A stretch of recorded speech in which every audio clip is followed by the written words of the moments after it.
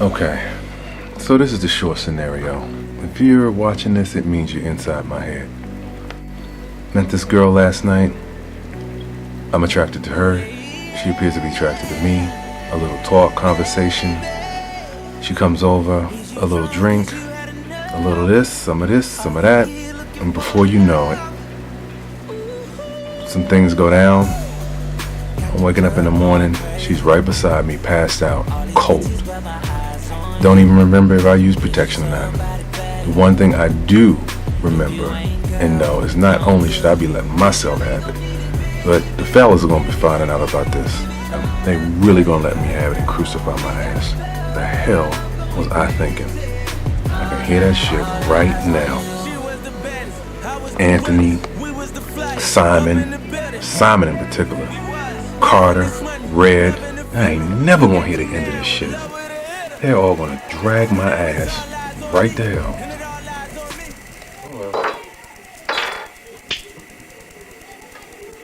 Well, I wonder about your ass sometimes. Look at your dumb ass. Look at you. Look.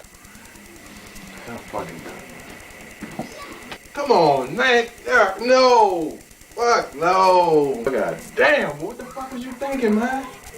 You know this chick in love with your ass, and what you gonna do? You gonna stick your dick in. You hear them kids downstairs running around, you hear the noise of the little kids? God forbid you ain't use a condom with those little children downstairs. You doing all kinds of shit now. When you walk out the fucking house, what's gonna happen? She gonna hold your fucking hand. Everywhere you go, did you introduce me? And I'm your girlfriend. You fucked up now? Burn the fucking house now. I need to burn the house. Somebody need to burn the fuck something up. Damn, boy, and how the hell you gonna get her out of here? Damn. You didn't even use a rubber, did you, nigga? I guess not. You want to get that feeling, don't you? Uh-huh. That's what your ass gets. You know what's going to happen now? In the next couple of days, or next month, you're going to hear, I miss my period. And you know what that means. Daddy. Damn, nigga. I know that ain't a condom on the floor. And you ain't even use it. Damn. Oh, well, I don't know what you... Hey, so like my arm, man. Where you get this from? You thieving ass nigga. This is one of the stupidest things you and your dick done. And then you fucked her over here, bitching over your work. You gave her your work number. That was stupid. You just batting 1,000, man. Batting 1,000. That's what you get for letting your dick think for you, man. Next time your dick want to think, listen to your balls. I don't know what to say. Boy, you got me fucked up. You ain't know what a fucking monkey. What's the typical shit with these hoes? I mean, you know it. Bitch be over here all the time. This is just typical. Bitch showing up, calling up to your job, harassing your ass. Oh, now you her boyfriend. You her husband. Introduce you to motherfucking family and shit. You know she ain't nothing but some pussy? Well, you better wake the fuck up. Oh, fucking monkey. Are all my fucking friends monkeys? Cause you sure acting like a fucking...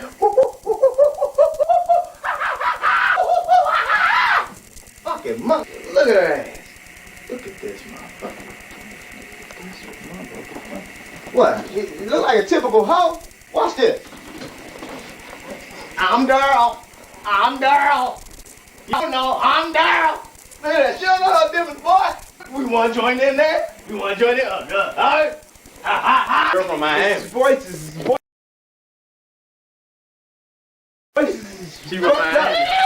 A little chocolate English. Oh, she's freaking. Come here, let's see. You should try something. You should try. You should rap and all that. Huh? She suck a good pipe. Oh yeah. Anywhere too. Anyway, she fuck you on. She'll suck you on the subway. God damn! You know what I'm saying?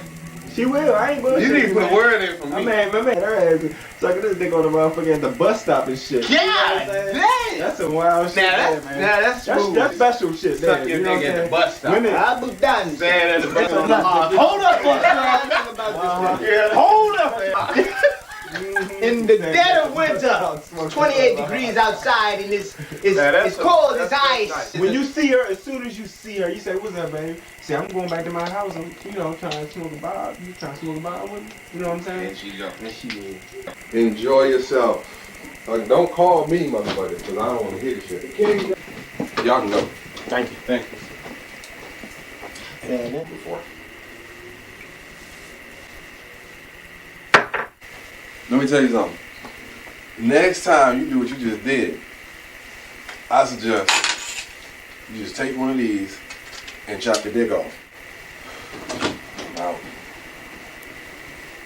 Into a bunch of goddamn drama. So Right. you gonna tell her straight up. So you don't want the fucking drama. What it is. You still gotta she cool. You still gotta get the drama. She can change you. You still gotta it all depends on how she listen, it all depends on how she looks at you before that. If she sees you in the light like that's gonna be my man, you gonna get drama. I disagree. I think it depends on how much drama you've had in your past. If you had a lot of drama in your life, then that number 2 sex thing drops to number 4. Right underneath, I don't want no more drama. You know what I'm saying? That's why he said you're over, because after a while you be like, you know what? The drama ain't worth it no more. The drama. Yo, when you go from a boy to a man in terms of pussy, it's like the pussy ain't worth the drama. You fucking right. Drama, you a man. Then there's pussy that you know has drama that you continue to keep around. That's good pussy. Man.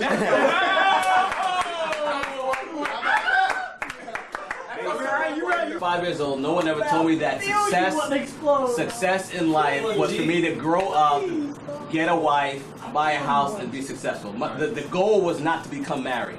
I'm gonna talk to a lot of women out there. A lot of y'all out there have been told that the goal was to become married and be taken care of. Would you call it Cinderella, Rapunzel, Rumpelstiltskin, fairy tale? Let him finish.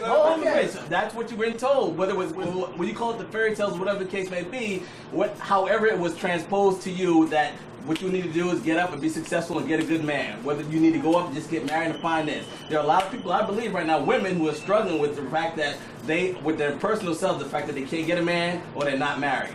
Time out. But I don't believe that I don't know any brothers who feel any less than because they're not married now. I do not know any.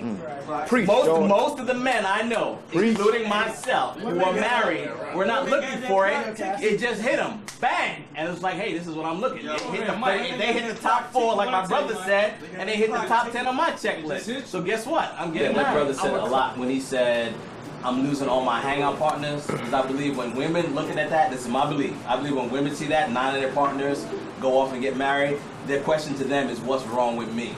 Yeah. I think the difference is they say, what's wrong with me? Because they've been conditioned to say that this is where I need to be for success, versus a brother's like, where's everybody going? I'll tell you right now, because when I was in college, I was actually in charge of we had a men's support group. And I was like the head. And I used to preach to people, do not get married. Do not do it because there's no value in it. Other than legal reasons, there is truly no value in it. And when you think about it, truly think about it, there truly is no value in, quote unquote, don't get me wrong, marriage. Because, this is the example I use. If I were to take my girl up on a mountaintop, and people who know me know I always say this, and lay her down, it was just me and her and God. No priest, no parents, no best man. And said, you know what? I promise to you that I will be monogamous and I will commit to you and I love you from my bottom of my heart and we will be together forever. No ring, no marriage. And we walk down and then I ask somebody, a woman, would you rather have that or a marriage? The answer should be, it's no different. Or it should be, I'd take the mountaintop. Because what you're trying to really get is the connection with somebody else who's your soulmate. So marriage, for me, as an institution, is nothing more than an institution. So for me, I used to preach that marriage was, whatever, what you really want to find is that connection. Right. For me, on that jigsaw puzzle that I talked about earlier, I wasn't looking for the 1,000th piece. I might have been on the way out to the club to go find somebody else and look down and say, oh shit, that's the piece I've been looking for for the last goddamn 5 years. And you put it in place, and when you put it in place, the picture is now there. So it wasn't a fact of saying, hey, you know what, I done hold around and now I'm ready to go get married. It was, now that I've met the one, I do not have the need to go and hold around. My priorities have now shifted, and now I want to go and learn about this woman as my spiritual partner versus I'm trying to hit the next hoe. Sucky, sucky, lovely, lovely all the time. The fuck is this? Cut.